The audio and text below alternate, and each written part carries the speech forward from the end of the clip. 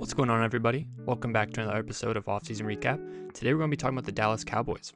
This is a team that was quite up and down last year. Before the season started, they traded away arguably their best player in Micah Parsons for Kenny Clark and 2 first-round picks. A questionable trade, to say the least. Micah Parsons is one of the best players at one of the most valuable positions in the league, which you don't want to get rid of that, but there was money, things, contract extensions, so whatever. But yeah, they didn't finish great, but at the trade deadline they bought in. They went in and got Quinnen Williams, traded for Logan Wilson, who ended up retiring. But this is a team that underperformed last year. They definitely need to step it up this year. 7-9-1, not where you want to be, but they need to step it up. They bring in Coach Brian Schottenheimer. Offense looked pretty good, but the defense last year was atrocious. Matt Eberflus got a lot of flack from Cowboys fans. Was not great last year, but he also wasn't given a lot of talent. Take away his best edge rusher. Didn't really have much of a pass rush. The run defense wasn't great, but then they added Quinnen Williams, Kenny Clark. The run defense was okay, but they still didn't really have much of a pass rush. So, I think this year they definitely added some more to their defense. I think it still needs some more. Guys need to develop. And their offense, I think, is pretty set. They've got a good offensive line, solid running backs, great receiving weapons. But they bring in new defensive coordinator to replace Matt Eberflus, Christian Parker, younger guy, like 34 years old, former defensive backs coach. Hopefully he can bring this defense back to being at least league average, because last year it was very bad. But yeah, let's jump into their free agents. So didn't really lose anybody too notable. There's Brock Hoffman, center depth, Robert Jones, guard depth. Jalen Tolbert was a guy who had some upside. He a couple years ago as a wide receiver 3 was pretty solid. I personally thought he could be like a solid wide receiver 3, maybe wide receiver 2. Cowboys move on from him. Wanye Thomas, safety depth, lose him. Will Greer, quarterback, wasn't really on the team. Jack Sanborn's actually a linebacker who I actually like quite a bit. Pretty good run support, just good instincts. Bring him in. He was hurt last year. They could have used him at linebacker, but he got hurt and wasn't great. Then they lose Dante Fowler to the Seahawks. If you did not know, favorite team is the Seattle Seahawks. I think he wasn't great for them last year, but the year before he was great with the Commanders. Had 10.5 sacks, but didn't really work out with this team. I think he'll be much better with the Seahawks though. Let's go to guys that they brought in. So they bring in Jalen Thompson, 3 years, $33 million. I like the contract a lot, actually. I think they definitely needed some help in the secondary, especially at safety. He's a strong safety. He could play deep in like 2 high, cover 2, cover 4. He can play single high, cover 3, cover 1. I think he's better off in 2 high, or just he is also very good in the box. Has good range, has good tackling ability. I think that's where he's going to be more fit. Bring in Jacoby Durant, who is a bit of a smaller corner, came into the league as more of a slot guy, has kind of transitioned into more of a boundary corner. They needed more depth in the secondary. They've already done that. Bring in PJ Locke, another guy he's a safety, but he's more of a box safety, closer up, doesn't have like great range, just depth at that position. Bring in Otito Ogbunia, nose tackle depth.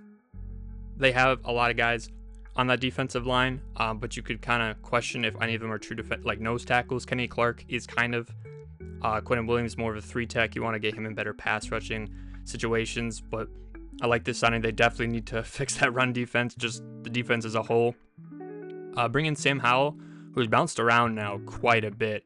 Drafted by the Commanders, then traded to the Seahawks, and then traded to the Vikings, I think, and then I'm not even sure where he ended up there. Eagles, I guess, and then now he's on the Cowboys. Guy coming out who had some potential, kind of liked him. He's got to compete, obviously, with Dak, who's going to be the starter, but then they have Joe Milton. So, I don't know if he's going to make the roster. The money's completely guaranteed, so you would assume they're going to keep 3 quarterbacks, because you don't think they're going to get rid of Joe Milton, who they traded for and has a ton of athleticism and upside. It'd be very hard to tap into, but bring in Sam Williams, who's a bigger guy, 6'5", 260. He's so athletic. He has so much potential, but he's been hurt. Has some stuff going on off the field. He's a good pass rusher, but he just can't get it to click. Very good speed to power. I'd love for him to actually be able to put everything together and put together an entire good season, but has not been able to do that. Jonathan Bullard, says like D-line. He's more of a 3-4 defensive end, not really like a nose. He's not a nose tackle like Otito Ogbonnia. More of like a 3 tech. I think he's about 290, so a little bit undersized. Not a true 1 tech or nose tackle. Bring in Marquez Valdes-Scantling. Great field stretcher, great speed, good size. Don't know if he'll make the team. He's bounced around a little bit last year. He was on the Seahawks in training camp, then ended up with the Steelers. I think he was on the Niners at one point as well. He's an okay player. He's been on the Chiefs and the Packers. He's on the Chiefs when they won a Super Bowl. So he's a solid contributor. Bring in Matt Hennessy for some center depth.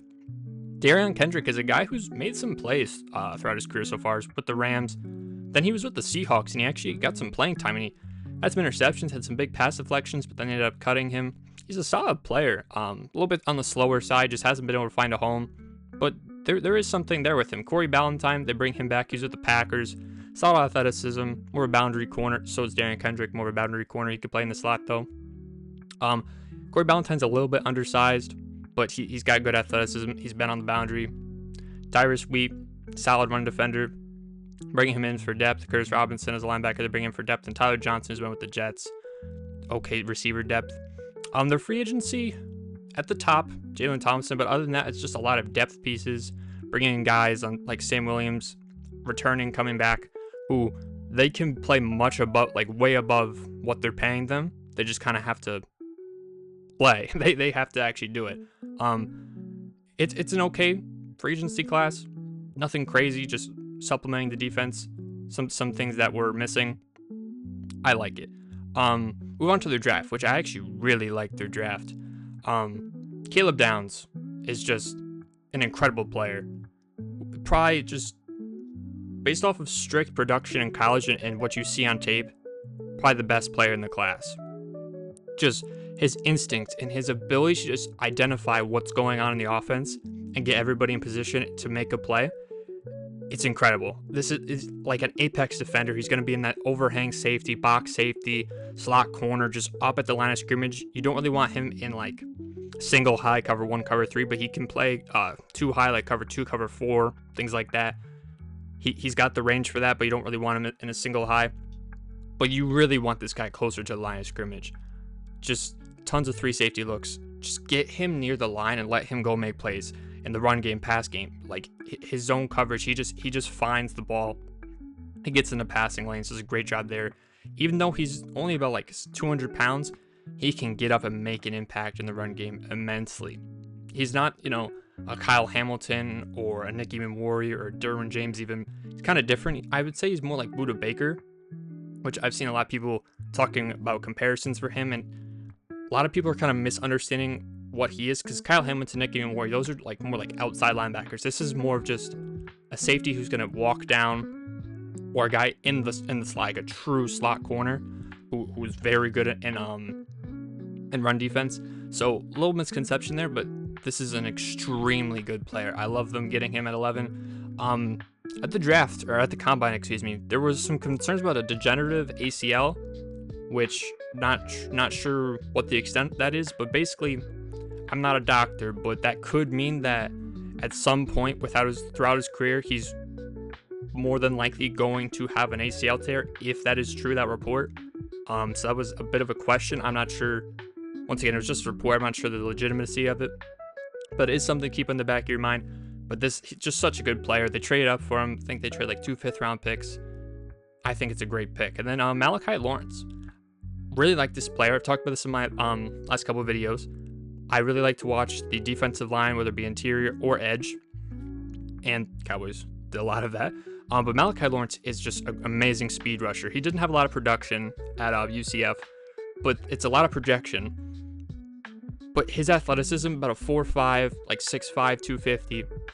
His ability to use speed and bend around tackles is incredible. Not going to see a lot of speed to power, just a lot of just true speed. He rushed inside a little bit, or well, actually quite a lot, and he won there too. I think he's definitely got to develop. He's not just gonna come out day one and be an incredible NFL pass rusher, but give this guy maybe honestly like half a year this year, but more like 2 years down the line. This could be a very, very good player. I know some people on the day of the draft were saying that it's a bit of a reach. Nick Saban on the broadcast, Nick Saban's like, "Oh, this is a bit of a reach," and he didn't know they could hear him, which that was a little bit awkward. But there was a ton of hype for him getting into the first round way before the draft. And in the process before the combine stuff, people had him in like the second, third round. Then after the combine and as the process went on, interviews and stuff, he was in the conversation with the first round quite a bit. So I don't really think it's a reach. I just think you got to give him a little bit of time, and this guy could be incredible. Move on to Jayshon Barham, who he's gonna be in a hybrid role. He is an edge, but he played both off the ball linebackers, like an inside linebacker, and edge at Michigan. He's a bit undersized, about 240, but he's actually got very run defense skills, ability to just stack and shed, just get off blocks. And then he showed a little bit of upside in the pass rush. It's obviously not completely ready to go because he's still kind of transitioning there, but I think there's a lot of upside there. I think he's got versatility to do a lot of different things. I really like this player. They have a lot of players in that edge room, which there's another one who's not really an edge. We'll talk about him in a second. But, they're bringing Davin Ezaraku last year, bring back Sam Williams. There's just a lot going on in there. Bring in Rashawn Gary via trade, which we'll talk about in a second. I worry about where he's going to get on the field, because if he's not, one of the better pass rushers, is he going to play like true off-ball linebacker, which I think he can do that, but I think you might find more value from him being an edge, kind of like 3-4 outside linebacker, which teams don't run base defense a ton, which doesn't happen too often. But I think he was pretty solid on stunts. His lateral movement ability, very solid. He only ran about a 4.6, which a guy who's 240 and going to play edge, you would kind of expect him to be a little bit faster, but he lateral quickness, he's very good. Move on to Drew Shelton. He was a left tackle, very athletic left tackle for Penn State for 2 years, starter. He's got great movement skills. His play strength is a little bit questionable, but this is a developmental prospect. Let him sit for a couple years. Maybe if there's an injury, he can come in, provide some spot starts, but he's not really ready to go day one. Give him some time. Let him get a little bit stronger. He could definitely see the field.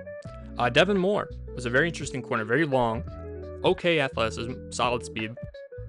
But he's like I said, very long, very good in press because he's got long arms. Pretty good ball skills down the field. Could go up and make a play on the ball. Good at tracking it. The athleticism provides some questions on, like breaks. Is he gonna be able to keep up with receivers, especially faster receivers? Some questions there, and there's some health things as well. He wasn't on the field a ton because of injury over a couple years. So it is a smaller sample size, and then athleticism wasn't great. So if there is more injury concerns and he continues to get injured, where does the athleticism stand after that? So some concern there, but he was a very good player on tape. You need bigger corners like this who can play press, good in zone coverage because of their length. Cowboys have actually brought in a lot of them. They drafted Savon Ravel last year, who tore his ACL, was getting some first round hype, ended up dropping to I think the third round. So they like these longer corners. I like that pick. Then LT Overton's a very interesting player. He's listed as edge, but he's about 270. I think he would significantly benefit from maybe adding a little size and just becoming a full-time 3-tech, just an interior defensive lineman. He can rush off the edge. He's a good run defender, but he doesn't really have that speed and that lateral quickness and that his bend. He's very good in stunts, which because he's so powerful, and he does have okay straight line speed, about 4.8 at 270 is not bad. But you have him on stunts going across, just ramming into guards from the edge. He's good at that, which that does tell me hey, just put on maybe 20 pounds, 30 pounds, play about somewhere between 280 and 300 pounds, and just kind of really buy into being an interior defensive lineman, being a run stopper who also can rush the passer, which that's incredibly valuable. And this edge room is very crowded, so I think there'd be value there. And then if he's like a heavier guy who can also play off the edge and have that versatility, that's very valuable, especially on stunts. Saw the Seahawks a lot last year use a guy like Leonard Williams, who's 6'5", 300 pounds, definitely not an edge rusher, but he rushed off the edge sometimes just to get different looks, different run stopping looks, different stunts where he's crashing down. You have maybe a lighter guy just flying around the edge. So I think there's definitely a place for him to play. It's going to be interesting where they want to put him or how they want to develop him, or if they want him to gain some weight, maybe lose weight, maybe want him to get down to 260 and try to become a true edge rusher. I doubt that. I think put on some weight. Very interesting player. The Anthony Smith, don't know a bunch about him, but he's about 6'2", 190. Solid receiver. He's got some good down the field skills. Like I said, I don't know much about him, but could be depth. We'll see if he even makes the roster. There is actually quite a bit of receiver depth in this team, so we'll see. But overall, I really love this draft. Honestly, I love all the way 1, 2, 3, 4, 5. It's their first 6 picks. I really like all of them. Like Caleb Downs, like I said, was probably the best player on film in this entire draft class. Malachi Lawrence could be one of the better edge rushers from this class in a couple years. Jayshon Barham's got a ton of upside in versatility. Drew Shelton, an incredible athlete, could be a starting left tackle in a couple years. Devin Moore, incredible length for the position, has good ball skills. LT Overton, some versatility. They can play him in a bunch of different areas. Than Anthony Smith, somewhat interesting player. I really like their draft. I think this is maybe one of the better drafts, but it is going to have to play out. We'll see what happens. Let's move on to their trades, which they actually were pretty active this offseason, as well as last year, like I talked about, the trade deadline. Quinn Williams, Logan Wilson trading away Micah Parsons. Had a lot go on. But let's talk about this first one, bringing in Rashawn Gary from the Packers, who I guess they just like to swap edge rushers with them and swap defenders. That's a little interesting that the Packers and Cowboys wanted to do that again, but Rashawn Gary's a solid player. He was okay last year. Solid run defender, pretty good pass rusher. Trade away a 4th-round pick. Not in this past draft, but this upcoming one, which this draft class is supposed to be very good. I've started watching a bunch of clips, getting ready to try to do a way too early mock draft for this class. Some very good players at the top. There could be like 5 quarterbacks that go in the first round. There's some incredible pass rushers. Jeremiah Smith might be a generational prospect. There's a bunch of good tackles. This class looks incredible. Don't really want to give up picks this year, but to get Rashawn Gary, I think that's fine. Good player. And then this one I did not like. Trading away Osa Odighizuwa for a 3rd-round pick this year. I really like Osa Odighizuwa. He's a very good pass rusher from the interior, which is very valuable. His run defense is not great, but trade him to the 49ers, which I saw some people talking about like scheme fit. Oh, he doesn't fit into what the Cowboys want to do, but how often are teams truly lining up in their base defense, whether it be 3-4, 4-3? How often are they doing that? And how often would it benefit them to have an incredible pass rusher from the interior? I don't completely buy into that. They gave him an extension last offseason, whatever it was.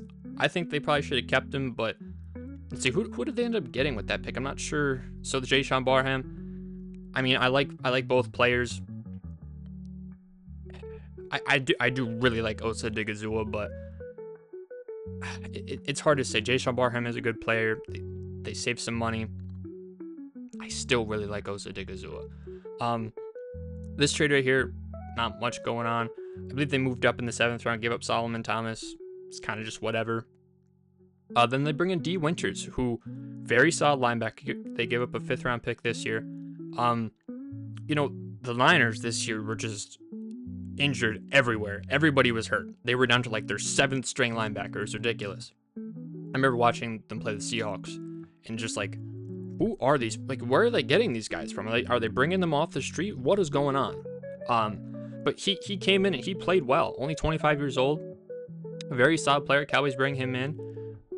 Probably could start at them for linebacker. We'll see what happens with how different players develop and play. But I like these trades. I think we definitely have to let some of them play out to see how they perform. But I think overall they're pretty good. Let's just look at their multi-year salary cap table, which it is a little bit scary. We see they franchise tag George Pickens, which let's see if they can get a long-term extension worked out. They're probably going to want to do that pretty soon. He's a very good player, very good receiver, great ball skills. He proved as a route runner. Just catches. Actually, you could see him up here in this ad on the top right. Look at this catch. It's incredible. But, they are going to have to work out an extension, which once they do, I mean, the first year will probably be a little bit cheaper, but we look at what they're going to be paying CeeDee Lamb and him. I mean, we could be talking about, like, depending on what year it is, like $80 million to the two of them, which that could be pretty scary, but great receiver. I think they're going to bring him back. Let's talk about this Dak Prescott contract. Dak Prescott, I think he's a good player. I think they haven't had a lot of success. You know, is that truly just his fault? Is it a lack of talent on the roster? Is it the defense? It's hard to say. I like Dak. I think he's actually one of the better quarterbacks in the league. Is he going to be overpaid these last 2 years? Yes. Is there already a lot of money in void years? Yes, which, talk about void years. If you don't know what that is, basically when a player signs a contract, they get a signing bonus. If you sign for 4 years and you need a $20 million signing bonus, they spread that out over the length of the contract. So 4 years, $20 million signing bonus, you get $5 million per year. So they spread out. If you added more years, the money would then spread out to the rest of those years. That's how that works. So as you can see, he's getting paid 43 this year, 76 this year, the next year, and then 86 million the year after that, which is crazy. But then also they have this dead money here, or basically void years, which they're extending out of this, because if they didn't have this, this would just be filtered back into this. So they have more room to work here. But if they don't sign him to an extension, all this money just accelerates to this year, or the year that they get rid of him or let him walk as a free agent. It's dead money that year. So it's going to be very difficult to get rid of him. If you actually click on him, there is an out after 2028 where they could just have 72 million dead cap. So just this year and these two, I mean, basically just letting him go as a free agent, you're getting, or if you cut him in 2028, you're going to have 72 million in dead cap, which you do technically save money in the cap hit, but that is steep.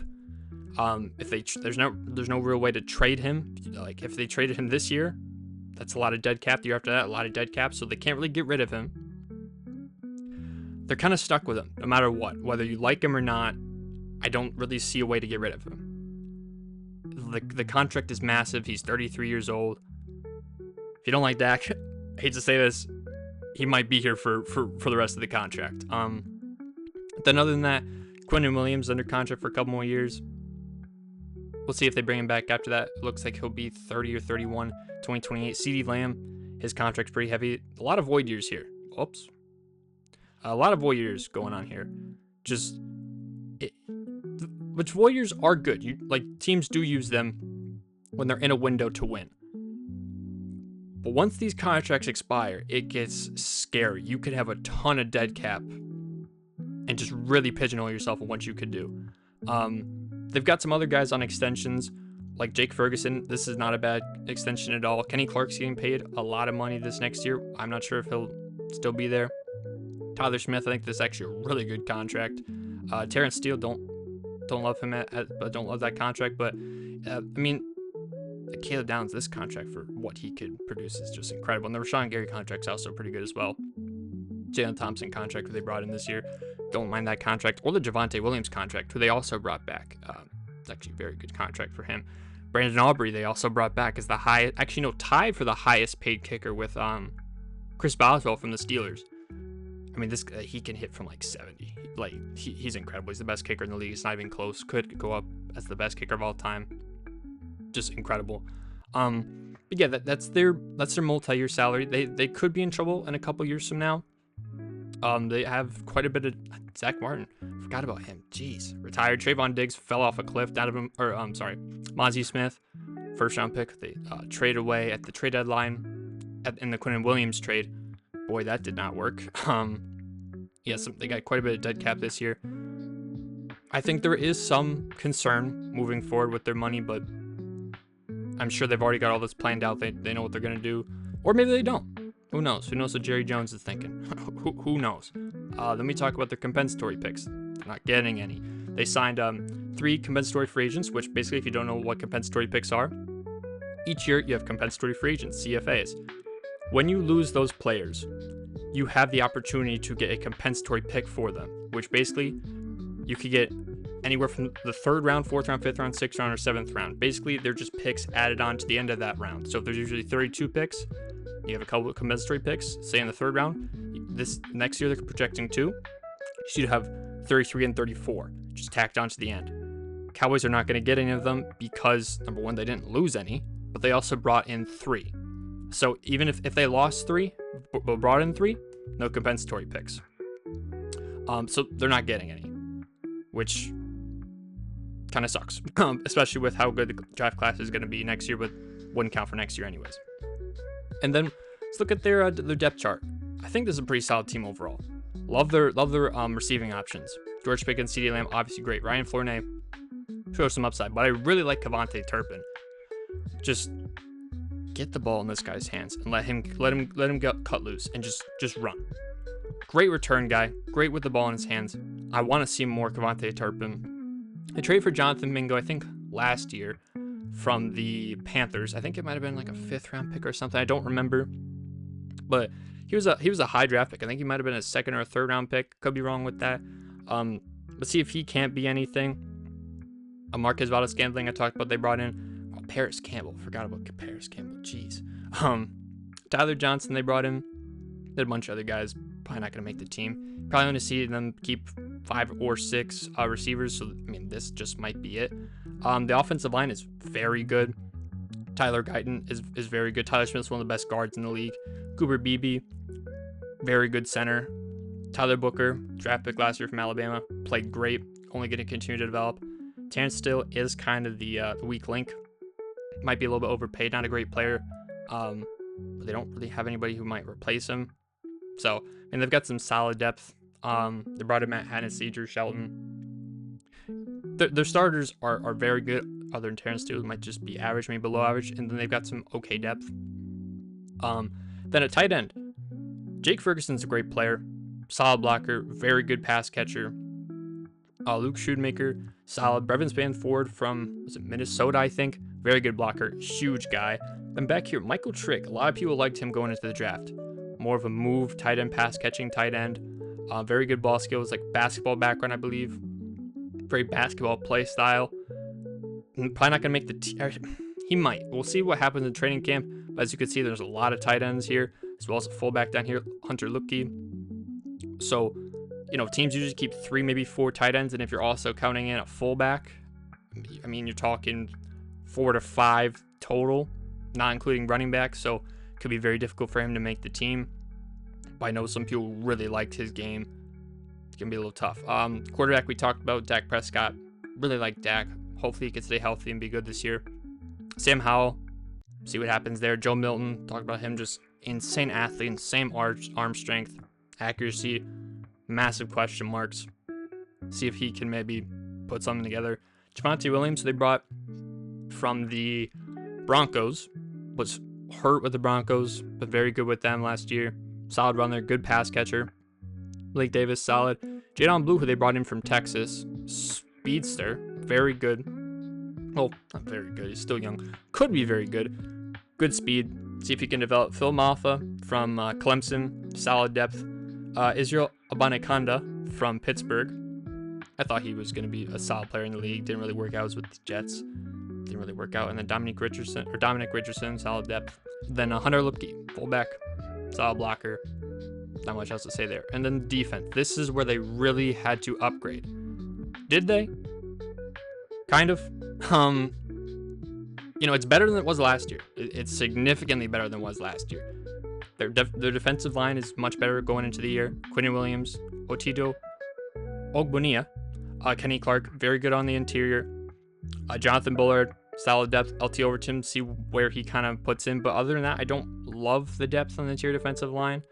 It's okay. I mean, their edge rushers, Rashawn Gary, Davin Ezeraku. I'm not sure we talked about. Very long arms from Boston College. Good pass rusher. Not a great run defender. James Houston used to be on the Lions. Very good pass rusher. Not a great run defender. He kind of just fell apart. He had a bunch of sacks one year, then fell off a cliff. Then now he's on the Cowboys. Don't know what happened to him. Malachi Lawrence. Kind of needs some more development. Could be a very good pass rusher. Jay Sean Barham, that have him listed as a linebacker. Probably more of hybrid here, add some edge, maybe some inside linebacker. So, I mean, I have some questions about what Sam Williams we talked about as well. I have some questions about what this defensive line is going to be. I think it's better than last year, but is it good? I don't know. Also, Maris Liufau, not an edge rusher. He's listed as an outside linebacker. He's a linebacker. He's not an edge rusher. I'm not sure why he's listed there. But on the interior, they've got some solid players. DeMarvion Overshunt, the Sweat Bandit. Wore a ton of sweatbands in college. That's an interesting nickname. They've got some interesting depth in inside linebacker. The front seven, I have questions. I'm concerned about it. Like I said, I think it'll be better than last year. I still don't know if it's going to be great. Which, if you look at their division as well, the Giants, Eagles, Commanders, those are three teams that are going to run the football a lot. Giants, Cam Scatterwood, Tyron Tracy, Jackson Dart, their offensive line's getting better. They're going to run the ball. Eagles, Saquon Barkley, one of the better offensive lines in the league. They're going to run the ball. Commanders, they've got like 17 running backs, but Jaden Daniels, their offensive line's not bad. They're going to run the ball. You need to be able to stop the run in this division. I don't know if they've got it. You've also got three extremely good debatable, but they've got three very good quarterbacks in that division. Jalen Hurts, Jackson Dart, Jaden Daniels. You gotta be able to put pressure on the quarterback. Do they have that? They could, but I don't know if they do. I think they could. Like I just said, they've got a lot of guys with a lot of talent. They just have to actualize it. Talk about their corners. Deron Bland, ball hawk, will go get the football for you, similar to Trayvon Diggs in that right. Kobe Durant, they brought in for agency, could be a starter for them. Caleb Downs, they have him here as a nickel corner. And then Jalen Thompson. We talked about the Malik Hooker's like your true deep safety, free safety, single high, cover three, good range. Then they have Marquise Bell, who's similar to Caleb Downs in that you want him up your line of scrimmage. He's like 6'3", 205, very good speed, like 4.4 speed, very solid box safety. PJ Locke as well also kind of fits in that area, more of a box safety, can hold up in too high. And then talk about the rest of their corners. Devin Moore we talked about. Savon Ravel we talked about a little bit from East Carolina. Very good athlete, but tore his ACL. Very good length. Played last year. Struggled a little bit, I think. I think he was fully healthy. Well, maybe I don't know about fully healthy, but he was pretty healthy. Hopefully he can continue to build on that, because he was a first round talent going into that draft cycle. Ended up going, I believe, in the third round. Hopefully he can get back. Reddy Stewart played nickel for him last year. Wasn't great, but solid depth. I think as your backup nickel, or maybe like your fifth or sixth corner, you much prefer that than where he was. Kalen Carson also played for them. Not a bad player. Chikwueze Bridges, okay, solid player. Corey Ballantyne we talked about, solid.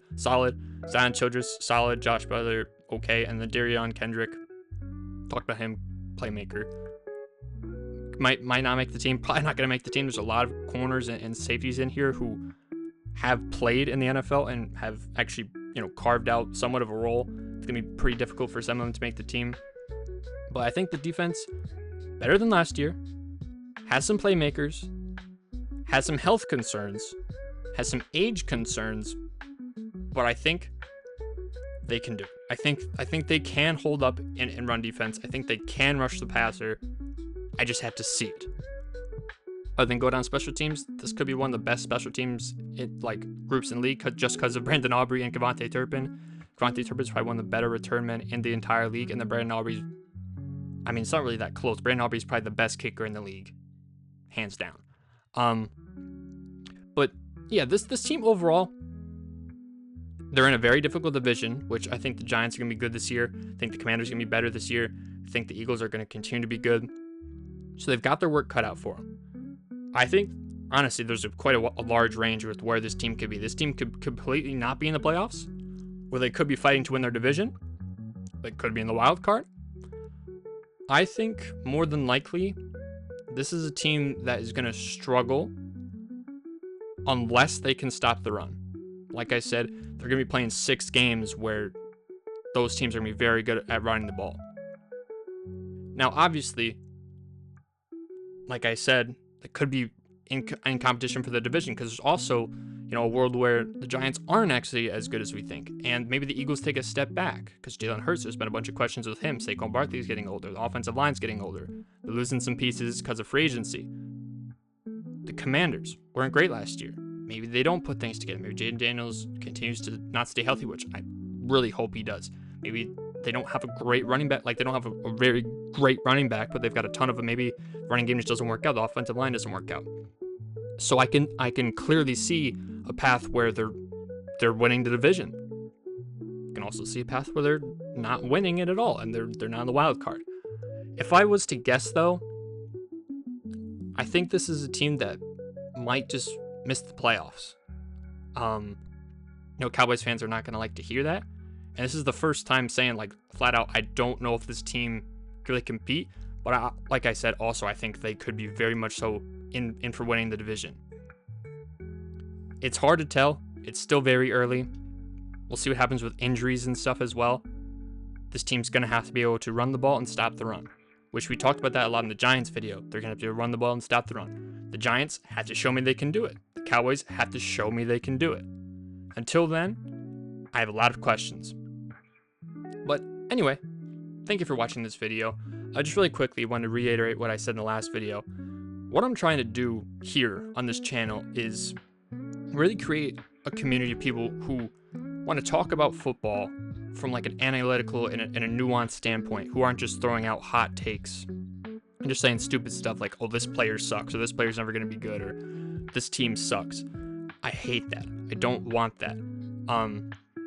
So if you want to try to talk more analytical football, just more logical football, like, subscribe, drop a comment, anything you want to talk about. Maybe disagree with me. Maybe you think this team's going to win the Super Bowl. Maybe you think it's your year. Maybe it's our year.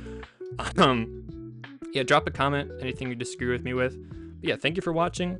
Like, subscribe, share, and I'll see you guys in the next video.